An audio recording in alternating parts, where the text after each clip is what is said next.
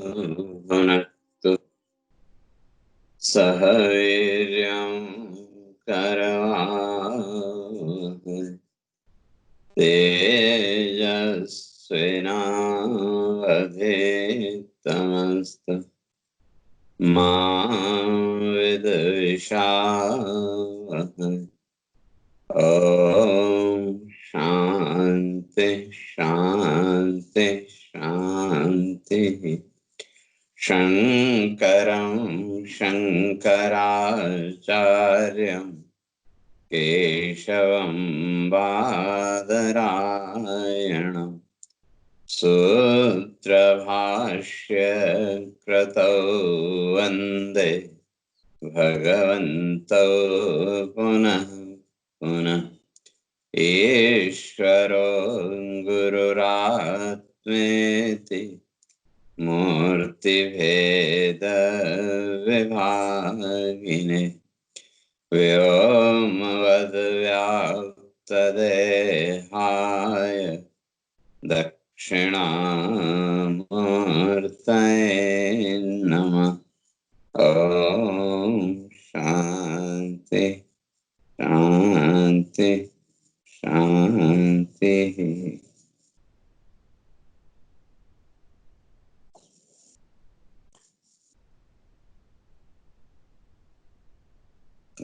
दो विचार हम लोग करके आ रहे थे,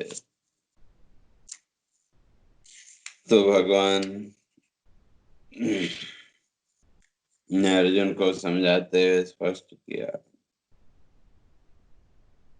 कि ये जो युद्ध है एक ऐसा है, स्वर्ग द्वारम अपावृतम।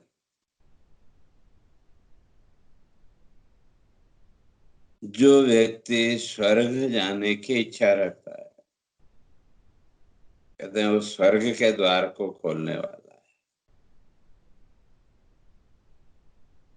तो जो महाभारत का युद्ध क्षेत्र है, तो वो युद्ध क्षेत्र में भी कल इस बात की चर्चा करके आए थे कि शास्त्र इस बात को स्पष्ट करता है कि द्वाविमौ पुरुषौ लोके सूर्यमंडल भेदिनो परिव्राज योग युक्तस्य रणे चाभिमुखौ। शास्त्र कहते हैं दो व्यक्तियों के स्वर्ग के द्वार खुले हुए। तो कौन? परिव्राज योग युक्तस्य, योग युक्त सन्यासी,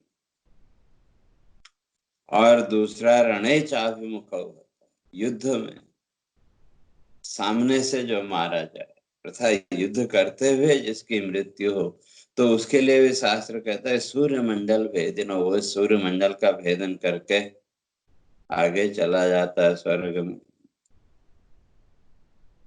तो इसलिए ये जो युद्ध है, ये जो धर्म युद्ध, और ये धर्म युद्ध शुरू से हम लोग चर्चा करके आ रहे थे कि ये तो हर एक व्यक्ति के जीवन में है। दैवी वृत्ति और आसुरी वृत्तियों का संघर्ष। और इसमें जो दैवी वृत्तियों का पक्ष है, तो वो क्या देगा? का स्वर्गीय भाव। अर्थात इन आसुरी वृत्तियों को, या आसुरी वृत्ति कहें या भोग वृत्ति कह लें या संसार वृत्ति कहें, तो इन पर विजय प्राप्त करके अपने जीवन में दैवी वृत्तियों को, ईश्वरीय भाव को बढ़ाना। तो वो जो ईश्वरीय भाव है, वो ईश्वरीय भाव जीवन में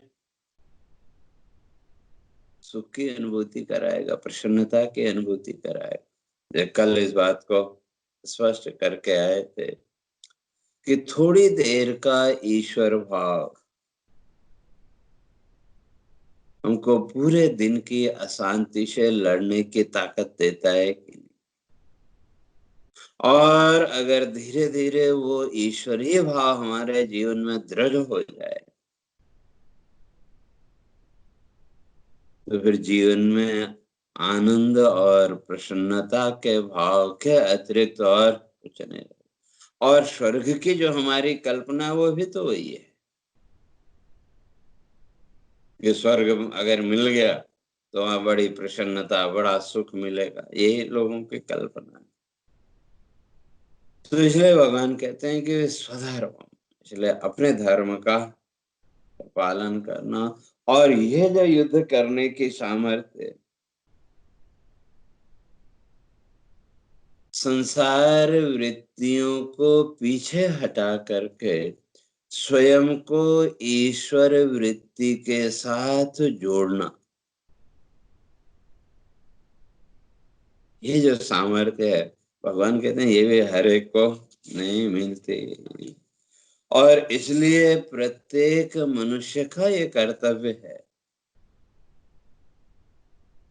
कि वो इस संसार भाव से अपने मन को ऊपर उठा के उसे ईश्वरीय भाव के साथ जोड़ने का प्रयत्न करे। और उसी का नाम योग भी है। और अगर ये नहीं करते तो तब भगवान आगे कहते हैं, अथ चेत्त्वम् इमं धर्म्यं संग्रामं न करिष्यसि ततः स्वधर्मं कीर्तिं च हित्वा पापम अवाप्स्यसि।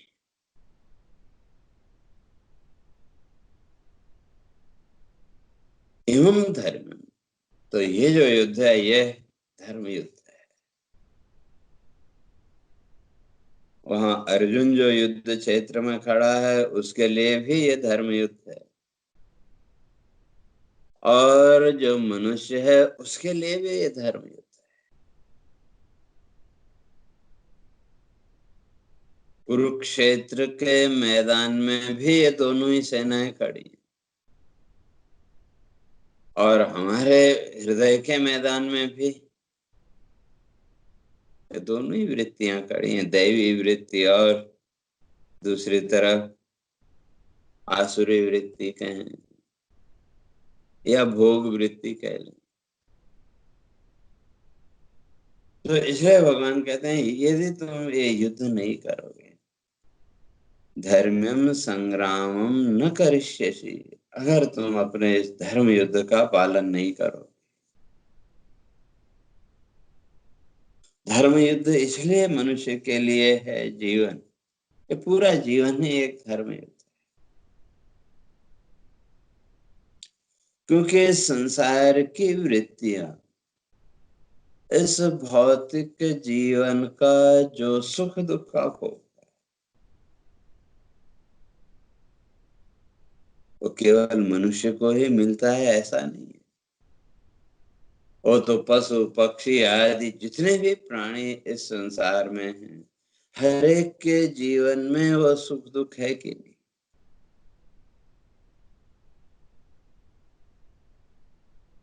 और एक सामान्य दृष्टि से अगर हम देखें, एक मनुष्य का जीवन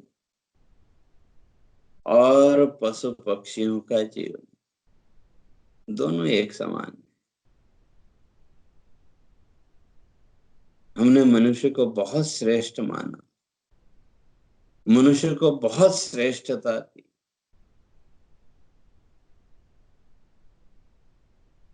लेकिन अगर सामान्य जीवन दृष्टि को अगर देखें, जहां तक मेरा अपना है, ये भौतिक जीवन तो पशु पक्षियों के जीवन से भी ज्यादा शापग्रस्त है। क्यों, जो पशु पक्षी हैं उनका भी घर परिवार है कि नहीं, और उनका भी अपने बच्चों के साथ मोह है। जो पशु पक्षी हैं उनका बच्चों के साथ मोह नहीं होता ऐसा नहीं, वो है, लेकिन वो एक समय तक, एक समय के बाद वो उस मोह के बंधन से मुक्त हो जाते हैं। पशु पक्षियों को देखो, एक पक्षी है, उसने एक घोंसला बनाया, उसमें दो बच्चों को जन्म दिया, उनके खाने पीने की भी वो व्यवस्था करता है कि नहीं। लेकिन जैसे ही वो बच्चे बड़े हुए और सामर्थ्यवान हुए, तो उसके बाद वो पक्षी उसकी चिंता करते हैं क्या? फिर वो बोझा अपने ऊपर नहीं लाते। लेकिन मनुष्य उसी बोझे को लादे के चलता रहता है। इस दृष्टि से अगर देखें तो मैं समझता हूं कि पशु पक्षियों का जीवन तो मनुष्य के जीवन से भी ज्यादा अच्छा है। क्यों? अपना कर्तव्य कर्म तो वो भी कर रहे हैं, इस संसार में आए हैं, शरीर मिला तो शरीर के अनुसार जो भी उनका कर्तव्य कर्म था वो किया उन्होंने। लेकिन उसके मोह में या उसके अहंकार में उन्होंने अपने आप को नहीं बांधा। लेकिन मनुष्य भी अपना कर्तव्य कर्म करता है, लेकिन उसके अहंकार में, उसके मोह में ही स्वयं को जकड़े रहता है।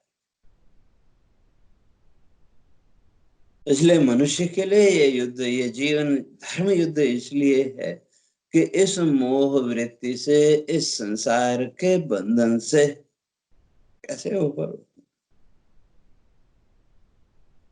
इन संसार के बंधनों से ऊपर उठने के लिए ये धर्म युद्ध।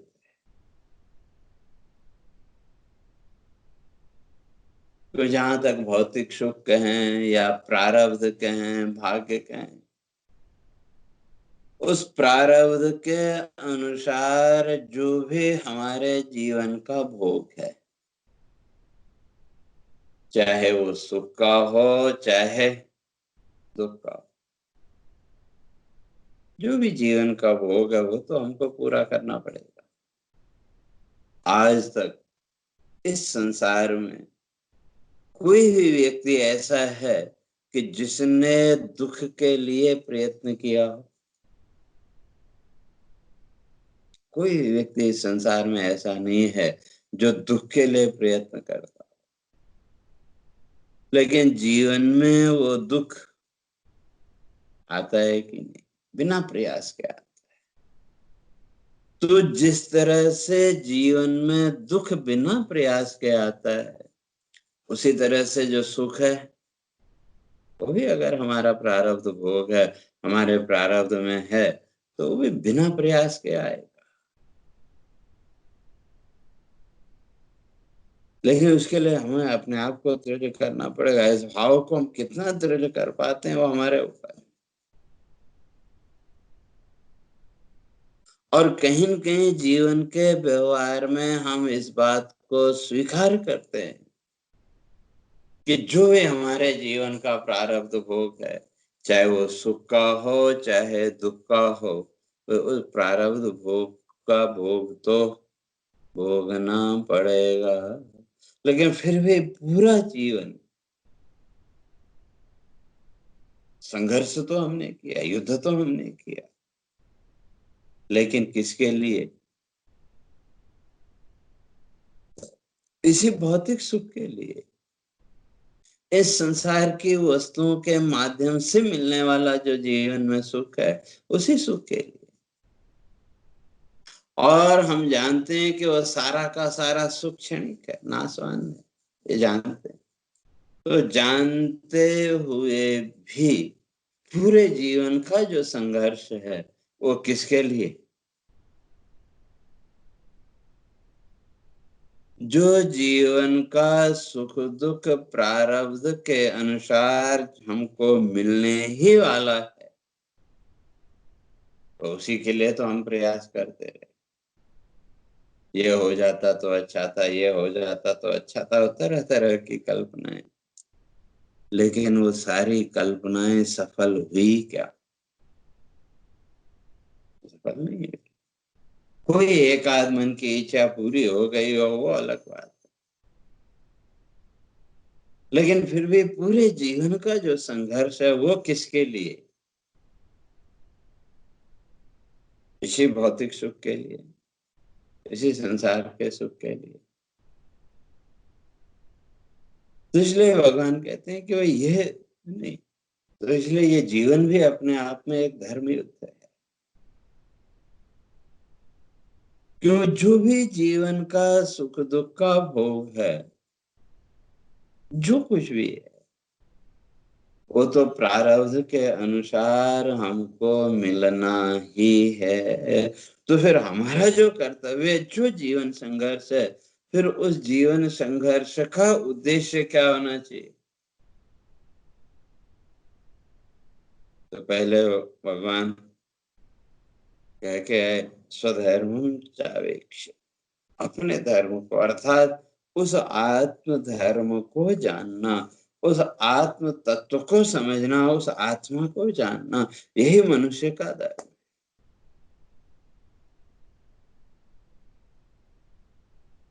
भौतिक जगत तो ये संसार के सृष्टि का क्रम, ये तो युगों युगों से चला आ रहा है और आगे भी चलता रहेगा। इसलिए भगवान कहते हैं कि ये धर्म युद्ध तो तुमको करना पड़ेगा अगर अपने जीवन को इस भौतिक धरातल से,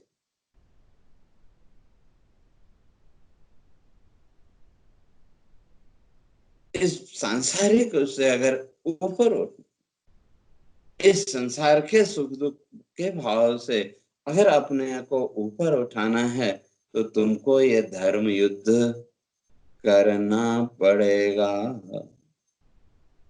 और अगर ये धर्म युद्ध तुम नहीं करते हो, तो तुम इस संसार भाव से, इस संसार के सुख दुख से ऊपर नहीं उठ सकते। और कल इस बात की हम चर्चा करके आए थे, इस संसार में जितने भी प्राणी, और अगर देखें तो संसार का जीवन तो अभिशप्त जीवन है, अभिशाप है। तो सुख और दुख, मैं मेरा, इसी बंधन में पड़े रहना और बार बार यही जन्म मृत्यु के चक्र में बंधना, ये अभिशाप नहीं तो और क्या है? ये कोई वरदान नहीं है। इसलिए इस अभिशाप से मुक्त होने के लिए वो आत्मचिंतन की प्रवृत्ति तो आवश्यक है। और कितना करना है, हो सकता है, या कितना हम कर पाए, वो हमारे ऊपर है। लेकिन वो जो ईश्वरीय भाव, वो जो आत्म भाव, वो आत्म भाव ही आपको इस संसार के सुख दुख के बंधन से, इस संसार के जन्म मृत्यु के बंधन से ऊपर उठा सकता है, मुक्त कर सकता है। तो इसलिए भगवान कह के है कि ये धर्म युद्ध तो तुमको करना पड़ेगा। और वहां अर्जुन के लिए धर्म युद्ध, जो सामने शत्रु है उन शत्रुओं को मारना। तो इसी तरह से इस आत्म साधना के मार्ग में आने वाले जो विघ्न, इन विघ्नों को दूर करना, वही जो है तो हमारा धर्म युद्ध है। और वो विघ्नों को दूर करना कर उसको हटा देनी, तो इसलिए वो तो मन से भी। तो वही यहाँ भगवान कह रहे हैं कि अगर ये नहीं करोगे, ततः स्वधर्मम कीर्तिम च हित्वा पापम अवाप्स्यसि, अगर ये धर्म युद्ध नहीं कर पाए, तो उसका फल स्वधर्मम हित्वा, तुम अपने धर्म से च्युत हो जाओ, अर्थात अपने स्वरूप भाव से नीचे गिर जाओ। और इस बात की चर्चा हम पहले करके आए थे कि सुबह जब आपकी आंख खुली और आंख खुलते ही जो पहला क्षण, फर्स्ट मोमेंट,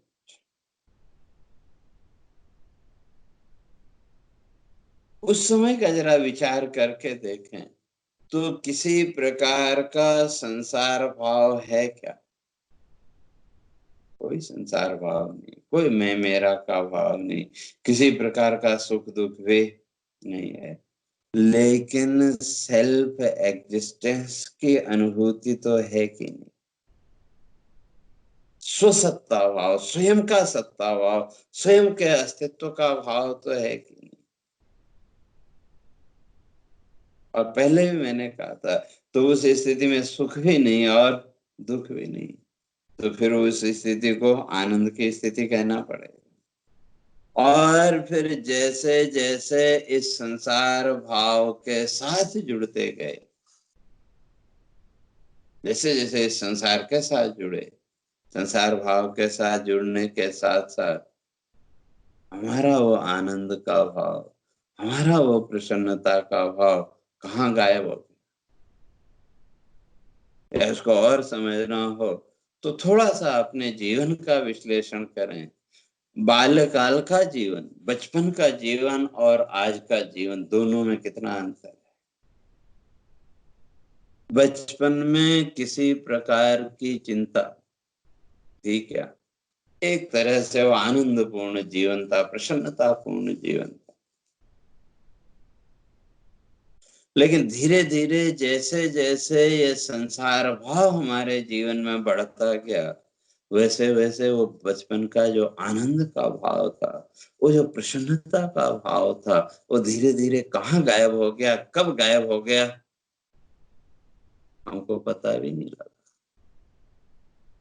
तथा धीरे धीरे वो हमारे जो आनंद स्वरूपता थी, हमारा वो प्रसन्न रूपता का जो भाव था, वो धीरे धीरे गायब हो गया। तो यहाँ भगवान कह रहे हैं, अगर ये धर्म युद्ध नहीं करोगे तो इस संसार भाव में तो क्या होगा? स्वधर्मम हित्वा, तुम अपने स्वरूप का त्याग कर दो। और धीरे धीरे हमारा जो स्वरूप बोध है, हमारा जो आत्मबोध है, वो हमारा आत्मबोध धीरे धीरे गायब हो जाएगा। कोई देखो ना, सुबह से लेकर के शाम तक इस संसार की वृत्तियों में इस तरह से मनुष्य उलझता है, उसको स्वयं का भी होश नहीं रहता। ये करना, वो करना, ये वो, तरह तरह की जो भी संसार की बात है। और फिर धीरे धीरे इस संसार भाव को ही सत्य मानने लगता है, तो इस संसार भाव में ही बन गया। तो अब चलते फिरते उठते बैठते हर समय जो दृष्टि कहाँ है? इसी संसार भाव में, इसी संसार भाव का चिंतन। तो आत्मचिंतन, स्वस्वरूप का चिंतन तो वो कर ही नहीं पाया। तो इसलिए भगवान कहते हैं, ततः स्वधर्मम हित्वा। उस अवस्था में तो फिर वो जो साधक है वो क्या करेगा? स्वधर्मम हित्वा, अपने धर्म का त्याग कर देगा। तो जब इस अपने स्वरूप को जाना ही नहीं, तो पहले क्या कहते कि स्वधर्मम न पिचावेक्ष, तो इस युद्ध से पहले स्वधर्मम चावेक्ष, अपने आत्म धर्म को पहचानो, अपने आप को, अपने स्वरूप को पहचानो। और धर्म का अर्थ धारणा धर्म इत्यादि, जो धारण करने वाला है वही धर्म। तो इसलिए वो जो आत्म सत्ता है, वही क्या है? उस आत्म सत्ता को जानना, उस आत्म भाव को जीवन में दृढ़ करना, तो वही हमारा स्वधर्म है। लेकिन जब इस संसार की वस्तुओं को, संसार के पदार्थों को हमने जीवन का सर्वस्व मान लिया, तो उस आत्म भाव से हम धीरे धीरे दूर होते चले गए। और जैसे जैसे आत्म भाव से दूर होते गए, वैसे वैसे जीवन में दुख का भाव भी बढ़ता गया, सुख का भाव गायब हो। तो इसलिए भगवान कहते हैं, ततः स्वधर्मम हित्वा, तो तब तो तुम अपने धर्म का त्याग करो। और उसका फल कीर्तिम हित्वा, तुम्हारा जो यश प्रसिद्धि है, जो कीर्ति है, वो कीर्ति भी नष्ट हो जाएगी।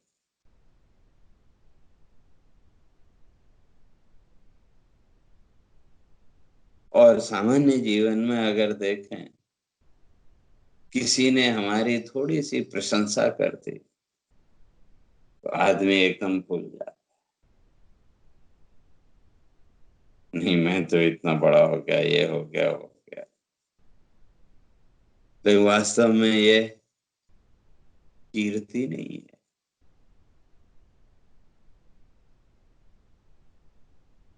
ये तो व्यक्ति की अपनी कल्पना में वो बंधा रहता है। और चलो अगर इसको यश या कीर्ति मान भी लें तो ये क्या दे सकता है? क्षण भर का, क्षण भर के लिए आत्मवंचना का सुख। आत्मवंचना ना, अपने आप को ठगना, अपने आप के साथ छल। और मनुष्य पूरा जीवन यही करता रहा। हम अपने साथ ही छल करते रहे। किसी ने हमारी प्रशंसा कर दी तो हम एकदम फूल के चौड़े हो गए, किसी ने थोड़ी निंदा कर दी तो उसी में उलझे रह गए, हाय इसने ऐसा क्यों कहा, इसने वैसा क्यों कहा। और किसी ने प्रशंसा कर दी तो उसमें हम एकदम फूल के चौड़े हो गए। तो ये सब आत्मवंचना के मार्ग, अपने आप को ठगने के मार्ग। लेकिन हमने तो उसी को अपनी कीर्ति या यश मान लिया। लेकिन ठीक है, चलो मान भी लो, लेकिन स्वसत्ता बोध कहाँ हुआ? तो हमने तो इस भौतिक जगत की मान्यताओं को, या ये जो क्षणिक एक आत्मवंचना का जो सुख है, इस सुख को ही हमने जीवन का सर्वस्व मान रखा है।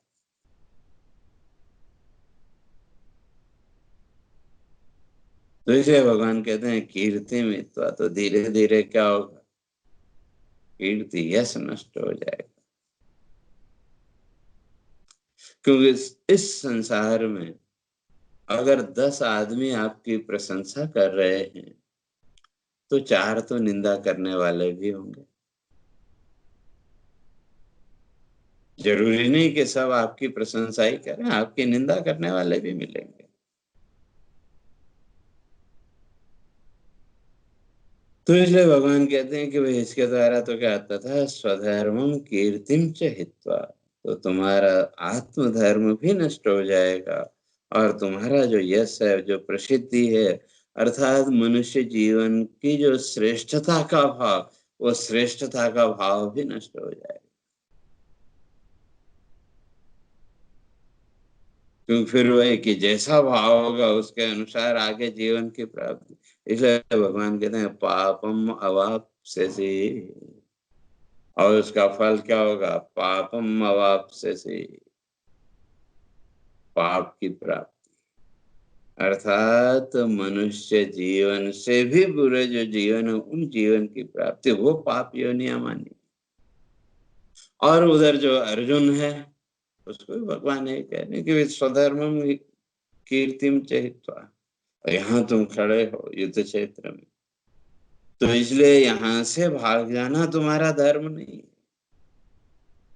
इसलिए तुम्हारा धर्म क्या है?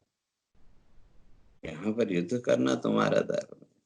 केवल अपने अहंकार के पोषण के लिए नहीं, बल्कि संसार के जो प्राणी हैं उन प्राणियों के जीवन की रक्षा के लिए। यही तुम्हारा धर्म है।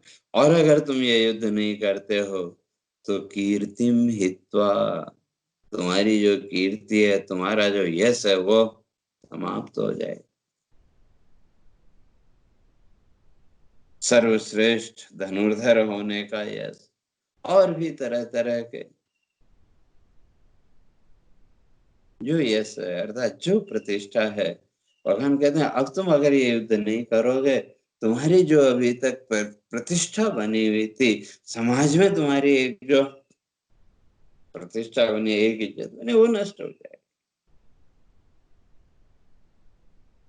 अर्थात तुम्हारा धर्म भी नष्ट होगा और तुम्हारी जो प्रसिद्धि है वो भी क्या हो जाएगी? वो भी नष्ट हो जाएगी। तो मिलेगा क्या? पापम अवाप्स्यसि, तो जीवन में वही पाप, अर्थात दुख। पाप का फल, तो सामान्य जो इस जीवन की जो धारणा है वो क्या है? पुण्य का फल सुख और पाप का फल अर्थात तुम्हारा जीवन क्या हो जाएगा? दुख से युक्त। केवल दूसरे ही कहेंगे ऐसा नहीं, अपने आप ही। और उधर जो साधना का पक्ष है उसमें अगर देखें तो पापम अवाप्स्यसि, पाप को प्राप्त हो।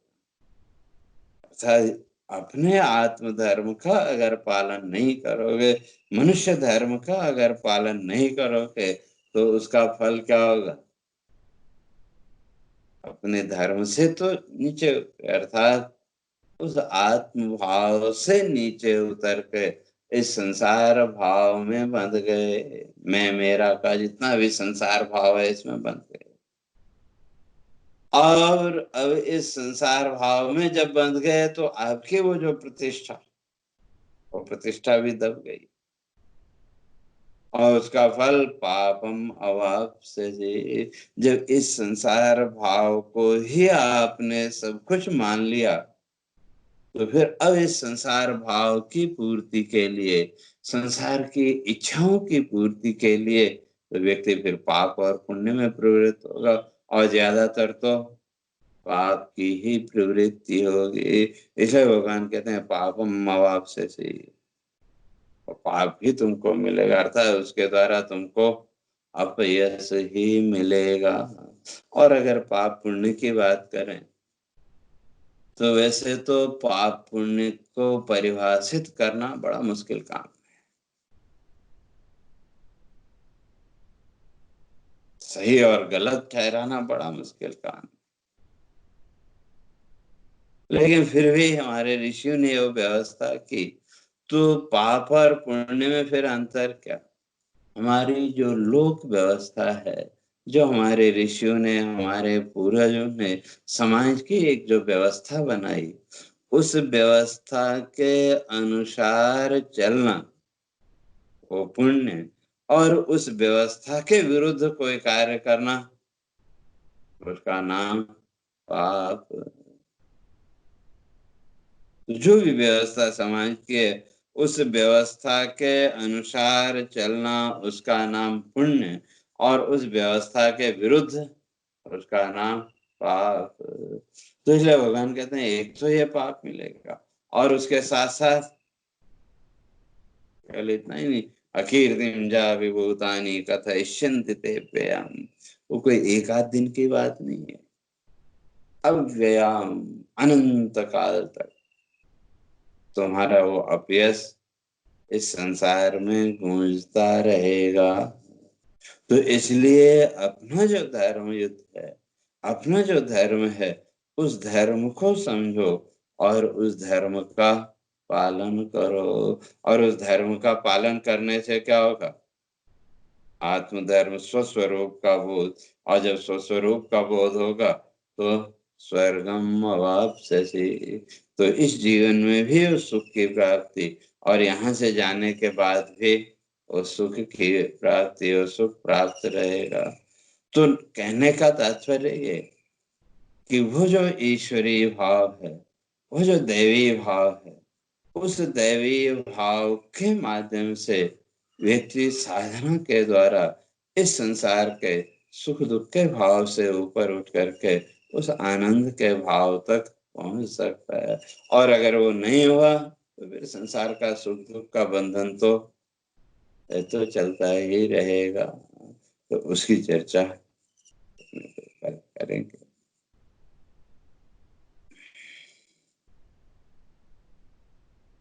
हरे ओम। पूर्णमदः पूर्णमिदं पूर्णात् पूर्णमुदच्यते पूर्णस्य पूर्णमादाय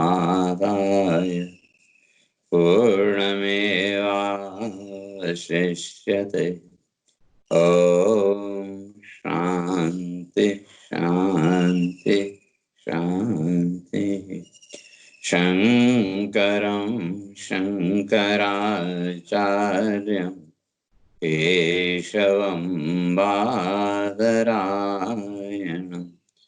सूत्रभाष्य कृतौ वन्दे भगवन्तौ पुनः पुनः।